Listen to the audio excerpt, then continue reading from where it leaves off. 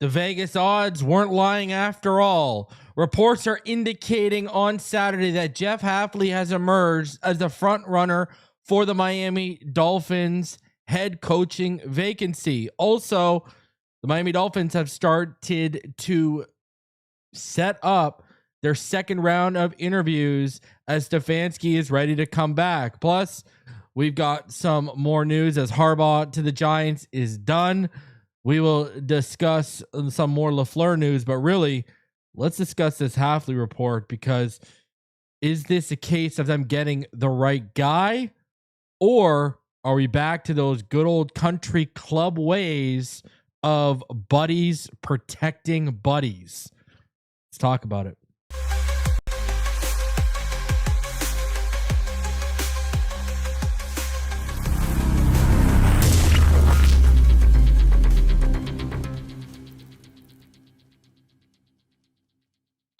What is good, Fin Nation? What's good? It's your boy Reason, and we are back here for another one. For all you taking some time out from that Broncos and Bills game, I do appreciate you. 10-10 game we've got over there, as we got about 2 minutes left until halftime. Kind of a stagnant game for Josh Allen and the Bills, but they're sticking around. I mean, a lot of stuff Josh Allen has got in the first half. A lot of the yards have been after the catch in terms of passing yards, but James Cook looks ready to play today. But yeah, 10-10, and we'll see how that goes the rest of the way. I fully expect the Bills to finish this out. Really interested in that night game. I think the 49ers will take care of the Seahawks. So hey, divisional football, it's here. Now,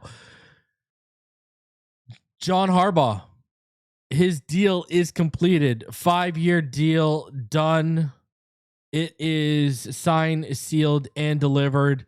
He is a Giant, like we all expected him to be. It's over. It's a wrap. I mean, is anyone really shocked right now? I mean, ask yourself that. Are you really shocked that this got past the finish line? They were going to give him the power. I mean, you know, we had heard early reports about Joe Shane wasn't going to hold the Giants back from Harbaugh, and signed, sealed, and delivered. 5-year deal, $100 million. Harbaugh to the Giants. I don't think any of us are shocked. You know, even when there were rumblings of snags in the negotiations, even I was saying, hey, this is going to get done. They're not going to screw this up. They didn't get it done. They didn't screw up. They got it done. So good on them. And, you know, I go back to this. Harbaugh is a guy who I think, you know, even if Harbaugh didn't work out, the culture would have changed, you know, in terms of a win-loss record. If he wouldn't have worked out, you know, the culture would have changed. You know, the dynamic would have changed in that front office. And really, that's kind of what we need the most right now. That is kind of really what we need the most right now.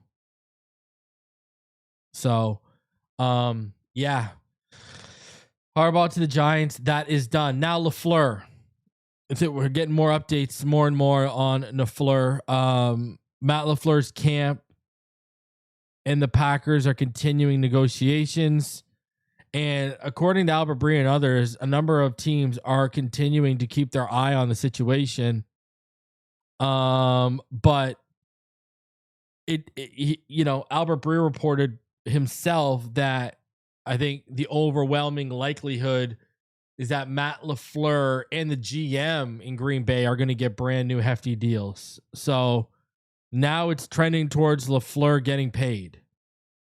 And on top of that, because of the interest in Hafley across the NFL, the Packers have gone ahead and already started looking at defensive coordinator options. One apparently is they're really, really high on trying to bring in Raheem Morris as their defensive coordinator to Green Bay.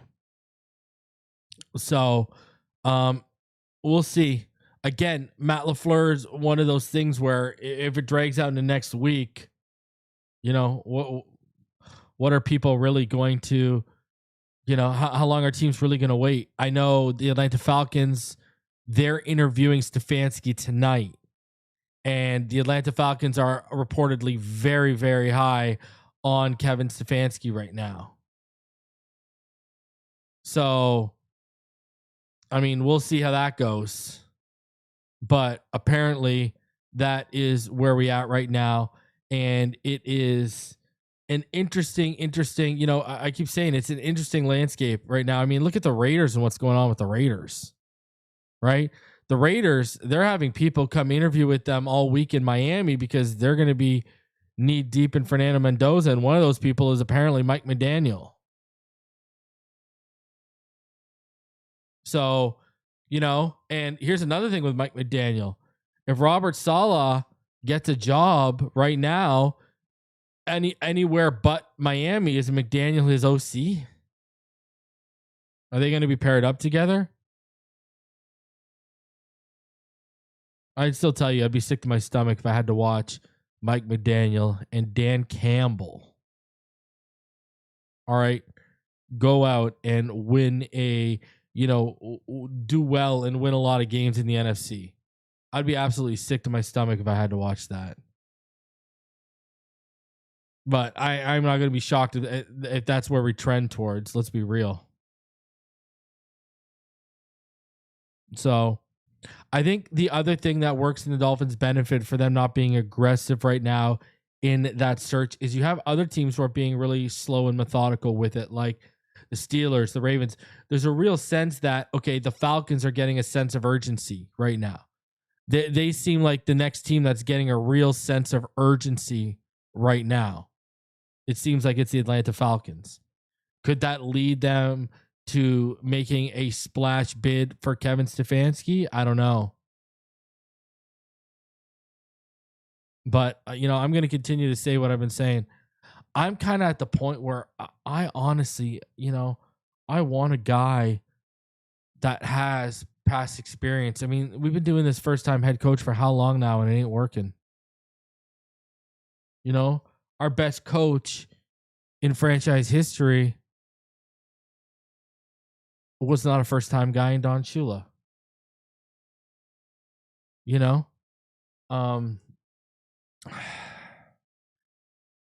That's where I'm.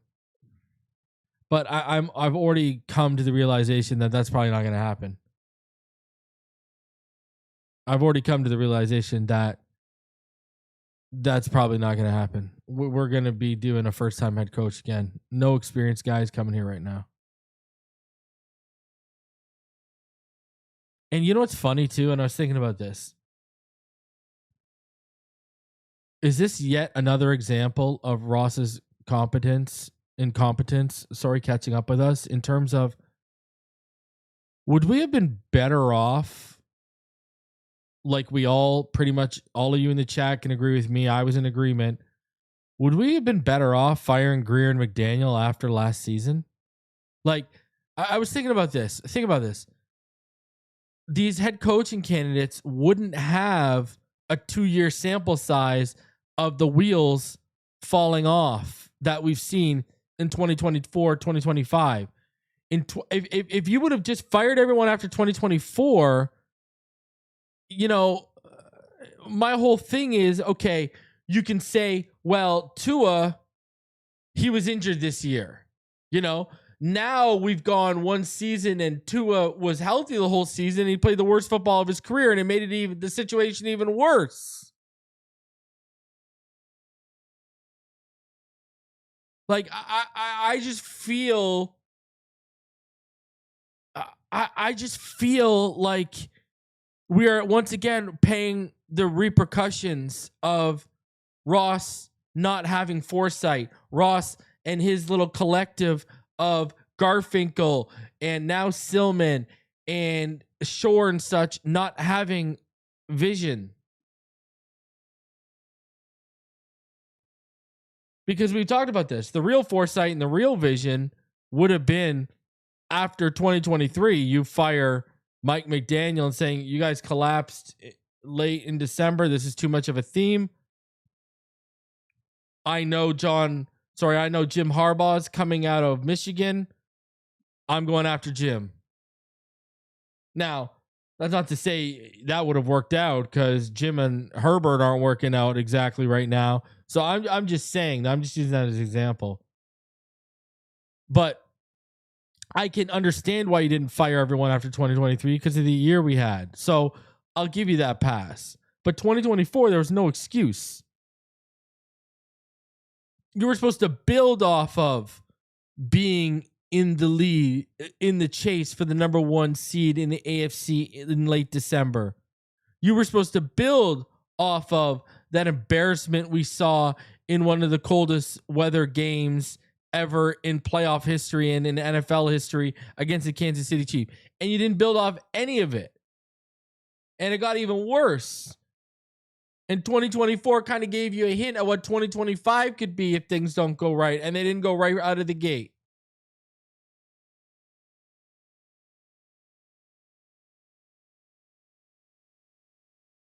So, I don't know. Once again, we fall victim to the incompetence of Stephen Ross. And I really feel like 2024, if you would have fired everyone after 2024, we would have been a much easier sell to candidates. We would have been a much easier sell to Vrabel in 2024 than we were in 2025 to Harbaugh.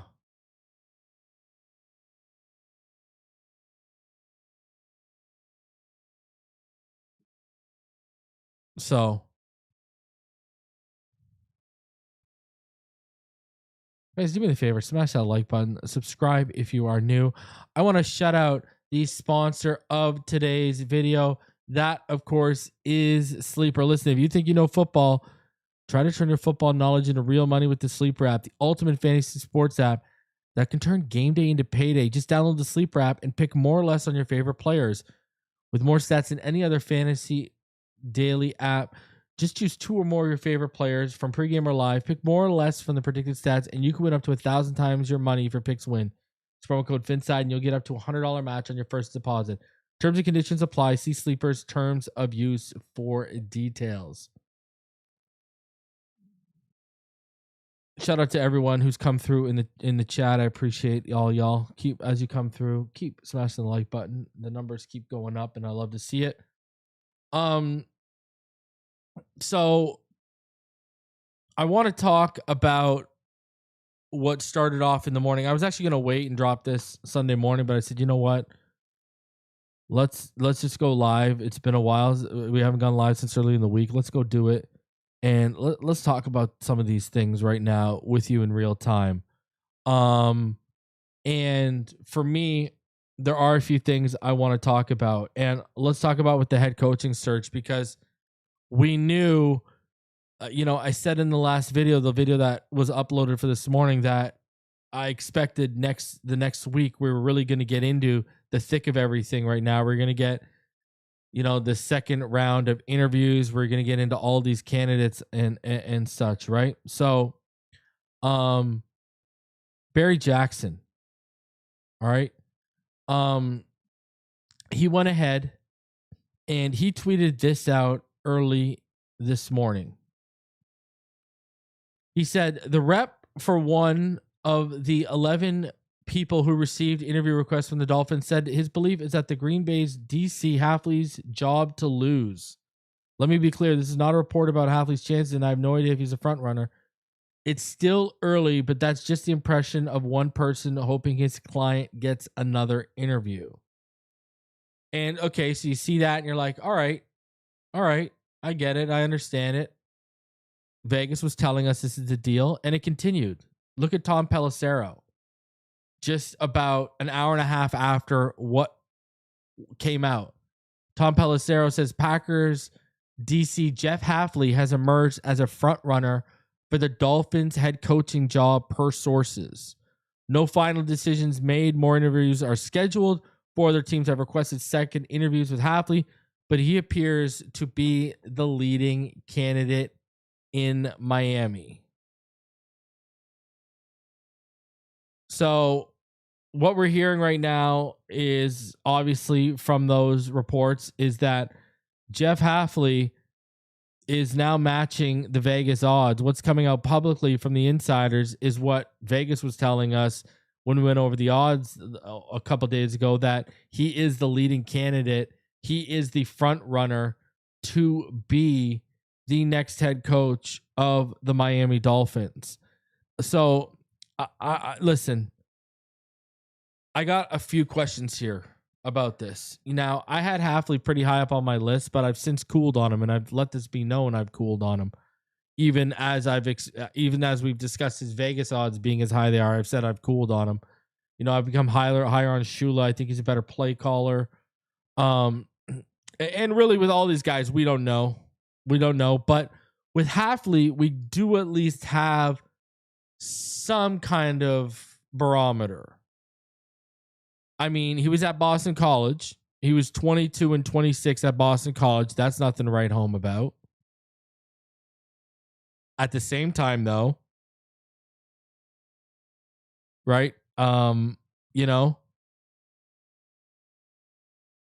Caldwell was 26-63 at Wake Forest, and he was a pretty good head coach. Bruce Arians, right? He was won a Super Bowl. He went 27-39 at Temple.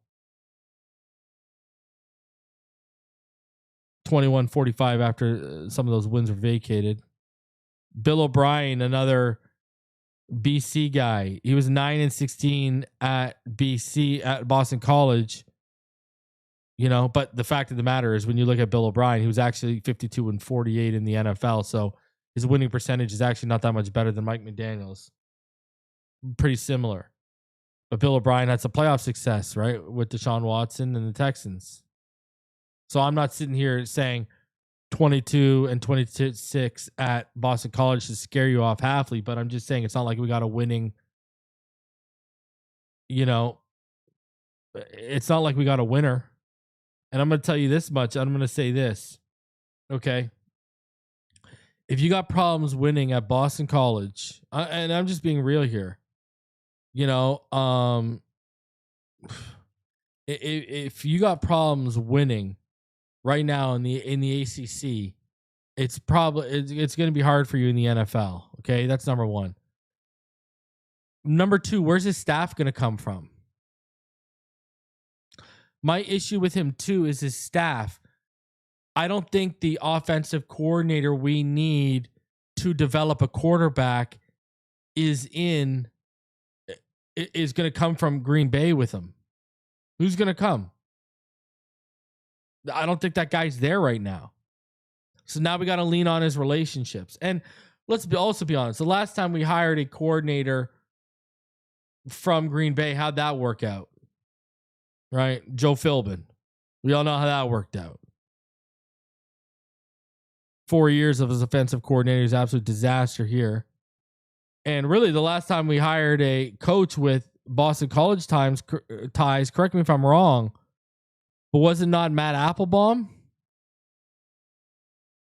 Right? He's the offensive line coach for 2 years in Boston College before he came here. He tanked out. So, but okay, so let's take the college stuff out of here. When we talked about this, his defense was not that great. He had the 19th best third down defense, 17th best red zone defense in terms of scoring percentage, opponent red zone scoring percentage. Now, he was number 10 in opponent touchdowns allowed per game. But you look in rush yards per game, 16th. They allowed 116.3.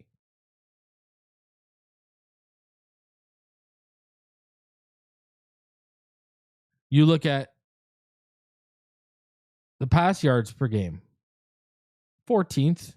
Again, I said this, middle of the pack. They were 26th in sack percentage. I said this, they were very middle of the pack. You look at takeaways a game, they were 24th in takeaways per game. Again, very middle of the pack defense. Broncos have gone up on a big throw by Nix to. That's a big touchdown throw right there. It's a little Jordan Humphrey. But again, very middle of the pack defense. It's not like we're. Like, again, you go look at a guy like Chris Shula, for example. Chris Shula's defense, other than against the pass, was statistically pretty much better across the board almost. You look at Anthony Campanelli's defense, it's not even close. Again, a little bit worse against the pass, a little bit by like 5 spots in terms of like 16 to 21. But, 14 to 21. But you look at like against the run, you look at overall touchdowns allowed per game and yards allowed per game. I mean, Campanelli's defense was better.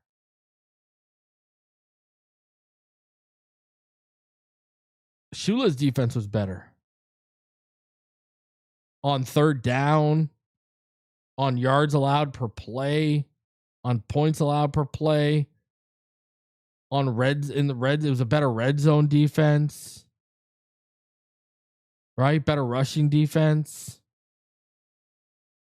So higher sack percentage, and they didn't blitz nearly as much. I don't know. I'm just, so you look at that. All right. Now let's look at this. Multiple blown fourth quarter leads this year. All right. 5 times this season, the Packers entered the fourth quarter leading by 9 points and lost. Not think about that. 5 times this season, the Packers entered the fourth quarter leading by 9 points or more, and they lost. I mean, look at what happened against the Bears in the playoffs. You had an 18-point fourth quarter lead, and they blew it. And people want to blame LaFleur. Love threw for 323 and 4 touchdowns. LaFleur was scheming wide open touchdowns in the red zone for Love. This goes back to Fangio against the Titans. You got to shut that down. You have to shut that down. There's no excuse. And really, another scary thing is we talk about McDaniel. What scared us about McDaniel? The offense went to the gutter. The Miami offense went to the gutter when Tua got hurt. Right? We all remember it. Whenever Tua got hurt, that offense went to the gutter. Well, guess what just happened to the Packers offense when Micah Parsons got hurt? It pretty much went to the gutter. It pretty much went to the gutter. So again, another incident of a coach where one player, and that's a player they just got too. It's not like a player who had been there for 10 years. Fumble by Allen. Denver got the ball back with 2 seconds left.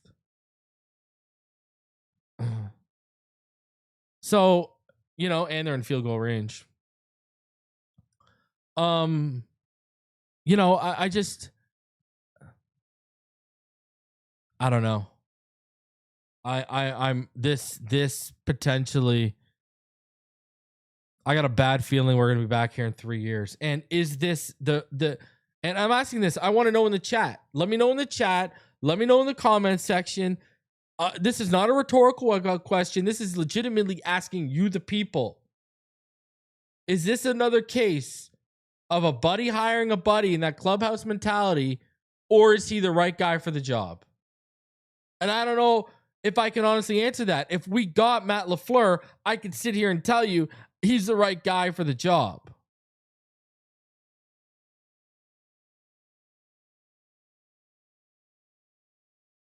I'm going to be honest with you. I really honestly think Chris Shula is more qualified than Hafley right now. I really honestly believe that. I see what Wes said in the chat, and he's right. Shula has a no-name defense, killing it with third to 7 rounders. And Shula's been out of for 2 years. And unlike Mike McDaniel, you know what we know about Chris Shula? He's a good play caller. Chris Shula is a good play caller, man.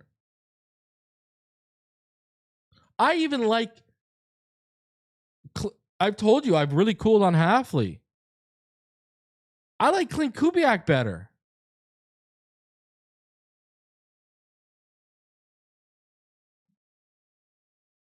Clint Kubiak intrigues me more. Now, at the same time, do we gotta trust the process? Yeah, we gotta trust the process.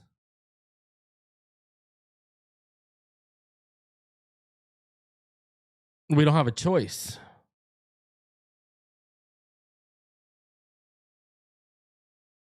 But I don't know. I like Kubiak and Shula better. I'm going to be honest with you. I'm more impressed with what Campanelli has done in Jacksonville than what Hafley's done in Green Bay. And I don't even think, and I've been open with you guys, I don't think Campanelli's ready for the job. So let me tell you, if I think Campanelli's defense is better and he's not ready for the job, what do you think that makes me think of Hafley? I think Jesse Minter, if you want to go defensive first-time head coach, is a better. You'll look at what he did with Khalil Mack in Khalil Mack's twilight years here. I think Jesse Minter's the better choice right now. I'm going to tell you, I told you guys I've really cooled on Hafley. If I would redo my head coaching order, Hafley would be at the bottom. He'd be 10. Him and Joe Brady would probably be like 9 and 10. Joe Brady wouldn't have moved, but Kubiak would have moved up. Shula would have stayed where he is. Minter would have moved up. Camp would have moved up. I don't know. I'm really hoping, I want the Bears to win, but maybe a good thing that comes of if the Rams really give it to the Bears and that defense locks down, maybe all of a sudden that propels Shula further. And I'm not just cut up on the name with Shula. I mean, he's widely respected. You look at the coaches he's come up under in terms of Wade Phillips, Sean McVay. You look at what he's worked with and what he's done. Like, go look at how much dime that guy ran this year. He's running like nickel and, 4 DB packages a lot less than most defensive coordinators. He's running a lot of dime, and he's killing it with the extra DBs, and he's not blitzing as much, but they're still getting success when they do blitz. He understands his personnel, how to work with it, and he's effective. So, I really think Shula's ready for the next step. So, and I get it, everyone loves what Hafley has said in his interviews. He's knocking the interviews out of the park. But I mean, we've seen players that have been drafted in the combine kill the interview process and end up busting out. We've seen coaches before. The fact of the matter is, we don't know what Shula's going to be. We don't know what Hafley's going to be. We don't know what any of these guys are going to be unless they have a previous head coaching sample size we can weigh everything against, i.e. Stefanski, McCarthy, et cetera, et cetera. So listen, I'm just telling you my concerns. I'm just here to tell you guys my concerns on the situation. Shout out to D Hugger. He says, imagine if Shula got the job. I'm sure he'd have a lot of people to contact to be OC coming from that Shanahan McVay tree. That's another thing. You want to talk about something? Let's talk about this. I'm glad you brought that up, D Hugger. You want another thing that should really probably scare you? Go look at that LaFleur tree right now.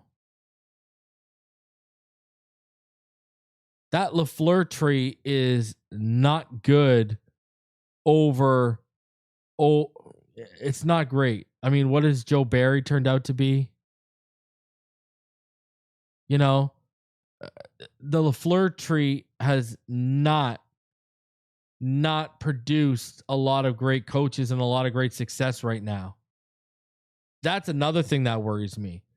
I've told you, I think McVay is the best coach out of Shanahan. I do think LaFleur is number 2, but the fact of the matter is, when you get into the coaching trees, LaFleur hasn't really created a coaching tree that's been successful. It's kind of another thing that should worry you with Mike Tomlin. For all of you that like Mike Tomlin, one of the scary things about Mike Tomlin is how long have you been a coach and what does your coaching tree look like? And Tomlin hasn't created a successful coaching tree. Name me a successful Tomlin protege. Name me one. You know? And I mean, yeah, I just this is that's the scary thing to me. That's the scary thing to me. Is when you look at the coaching tree, you're like, "Oh boy. That's fun." And correct me if I'm wrong, but wasn't Nathaniel Hackett part of his coaching tree? How did Nathaniel Hackett work out as an OC? You want to talk about a scary thought? Ugh. So, shout out to J Boy Smith 76 calm. He sent 20 Phinside the NFL memberships. I appreciate you, sir. All of you that benefited. I see the names coming through. Go check out under posts and you'll see a lot of info you wouldn't have seen had J-Boy not given you this gift. Shout out to J-Boy for building the Phinside community. But yeah, that's another thing that not enough people are talking about. Look at that LaFleur tree. Hafley hasn't, we'll see. We will see. But food for thought. That's all I'm sitting here providing you for. I've been open and honest with you. I've got concerns about everyone. Now, the Miami Dolphins, it ain't done there. Check this out. The Dolphins are scheduling interviews with Jeff Hafley and ex-Browns coach Kevin Stefanski, per sources, and are working on setting up a few more. Stefanski goes to Atlanta tonight for a second interview, then to Nashville to meet with the Titans tomorrow. And, the word on the street is Stefanski is starting to reemerge as a favorite for the Falcons. So are you even going to get a chance at Stefanski? And then you got to get him through the Titans. Are you even going to get a shot at Stefanski at the rate we're going right now? I think that's a legitimate question, no?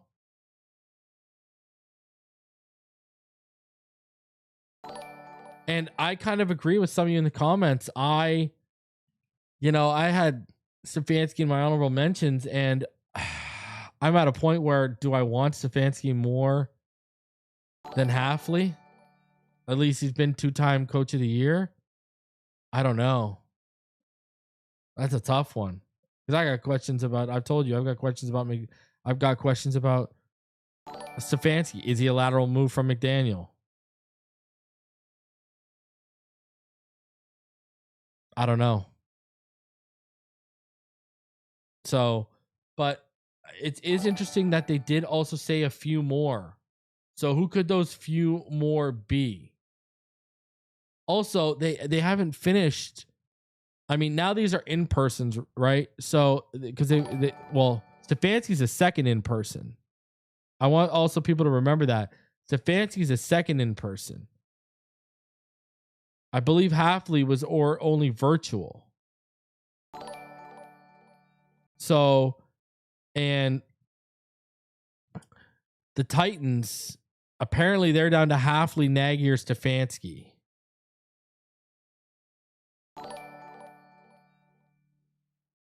And Jordan Schultz reported that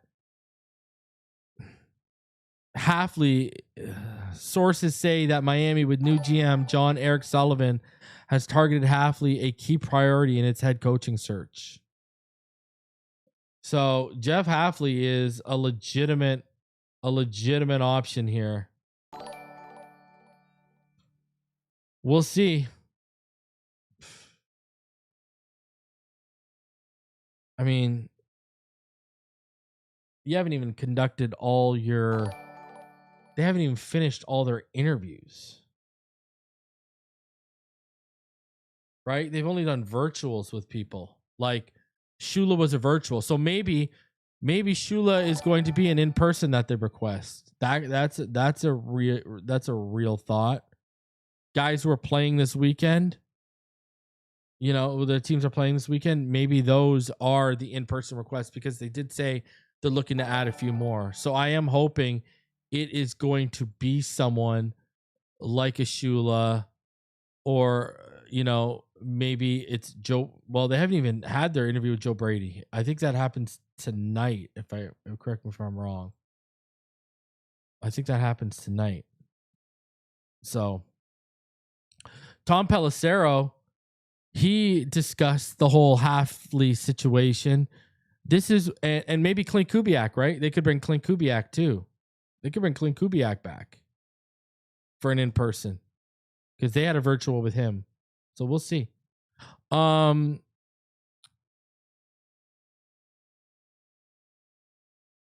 Shout out to, before we get there though, D Hugga says Slowick is also part of that Shanahan McVay tree.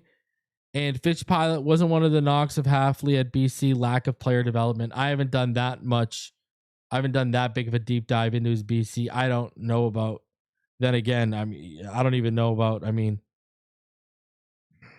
how many great players have come out of BC recently. So I wouldn't be surprised if you're dead on. So Tom Pelissero, he was on the Insiders. He discussed the whole Hafley dynamic. He discussed everything going on right now. All right. And again, talking with these more, just, Kubiak could be another one. Shula, Sala, right? Because he's playing. That could be another one. So there are more guys coming. So we'll see how it goes. Here's what Pelissero said on Hafley and everything. Thank you very much for that, Rich. Let's start out with a significant update out of Miami. Sources say Packers defensive coordinator Jeff Hafley has emerged as a front runner for the Dolphins head coaching job. Now, no final decisions have yet been made. They have an interview scheduled on Sunday with Bills OC Joe Brady. Multiple in-person interviews scheduled as well this coming week. But I am told Hafley blew everyone away in his initial virtual interview with the Dolphins. He worked with their new GM, John Eric Sullivan, in Green Bay, has head coaching experience at Boston College. At this point, Hafley appears to be the leading candidate in Miami. Now, the Dolphins are not alone here. The Titans, Falcons, Raiders, and Cardinals have also asked Hafley to come in for second interviews. He is also interviewing for the Steelers head coaching job today. Mike? So that is the latest from Tom Pelissero on the whole situation. I don't know how you get excited about this. Hey, to each their own. If you are getting excited about that, knock yourself out. But in the sense, too, there's no one really, unless we trade for LaFleur, there's no one really I'm going to get overly excited about. I want Shula, and you're not going to see me do, handstands and backflips, because I still got questions. So, but it's pretty much coming to the forefront. This is probably the guy. So buckle in, Dolphin fans, because here we go. Now, I do this every year, and we're back at it again a little later than usual. And that, of course, is, I want to get into it. It's been a while. We got some fancy new graphic made. I want to get into the 2025 Phinside Awards. I wanted to start off. We do this every year, same categories. Obviously, my offensive MVP this year has got to be Devon Achane. People thought he was an all-pro snub. He made the Pro Bowl. People thought he was an all-pro snub. He continues to be. He's the franchise player right now. Devon Achane is the franchise player for the Miami Dolphins right now. There ain't no doubt about it. So I wanted to give Devon Achane his props. He is my offensive MVP. My defensive MVP is Jordan Brooks. You look at what Jordan Brooks did this year. Absolutely phenomenal stuff. He ain't Zach Taylor, but he's the best he ain't Zach Thomas. I mixed up Jason. Wow, fumble by Allen while he's hit. He ain't Zach Thomas, but man, he's the closest thing we've had to it since him. 183 total tackles. I mean, you look at 3.5 sacks, 13 of those tackles for losses. He was just an absolute monster this year. Franchise defensive player right now for the Miami Dolphins, Jordan Brooks. My offensive rookie of the year has got to be Quinn Ewers. I thought Quinn Ewers, it was a small sample size. He was thrown into the fire, and really, who outplayed him on offense from a rookie standpoint? I mean, let's start there. Theo Weiss didn't outplay him. So, Ollie Gordon didn't outplay him. Jonas Savai and I didn't outplay him. I do think our best rookie this year was Quinn Ewers. My defensive rookie of the year might shock people. It's going to be Kenneth Grant. And you're going to say, well, Jordan Phillips okay. Well, Kenneth Grant had the fourth most pressures on the Miami Dolphins. He had 29. Okay. Yet he only played, when you look at his snaps, I mean, he didn't play a ton more than Jordan Phillips. He only played about 90 snaps more than Jordan Phillips. And yet he had about 22 more pressures than Jordan Phillips.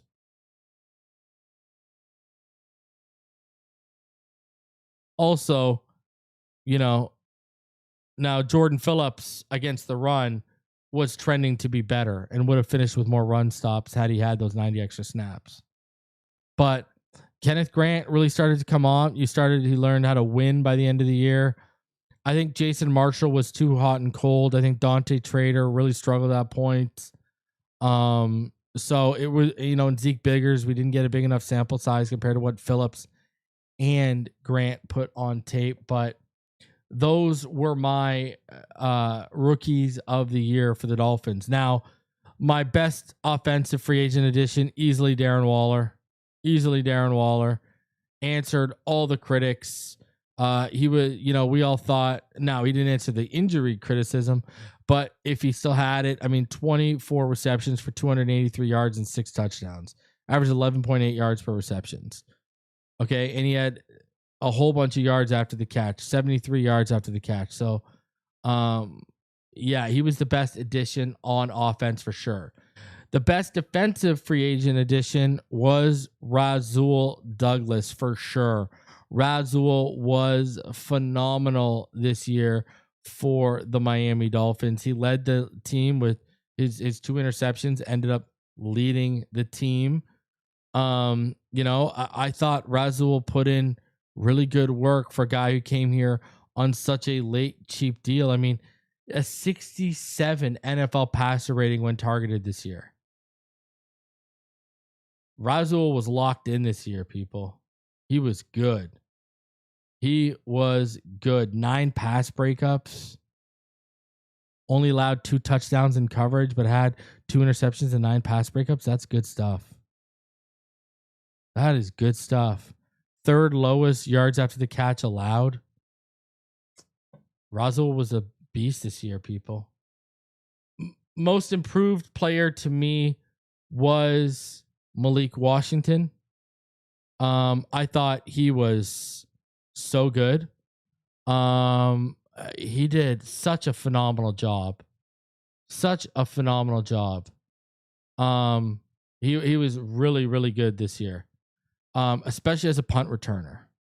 And to be honest with you, when you're going through most improved, it was hard to find any solace in most improved. Let me be honest with you. It was hard to find a lot of good improved players. And then finally, my most underrated player, I had to give Jordan Phillips something for his year. Jordan Phillips, to me, was the most underrated player for the Miami Dolphins. 110%. Jordan Phillips, they have got a diamond in the rough. They've got a stud. He's still young. And this kid in his mid-20s is going to be something else. So, guys, do me the favor. Smash that like button. If you're new, go ahead and subscribe. I'm going to get out of here. Jeff Hafley, He is the leading candidate right now for the Miami Dolphins head coach opening. We'll keep you updated as things move forward and progress. All right. Fins up all day, every day. Appreciate each and every one of you coming through. Love each and every one of you. Enjoy the rest of Divisional Saturday. And I'll see y'all on the next one. Fins up, everyone.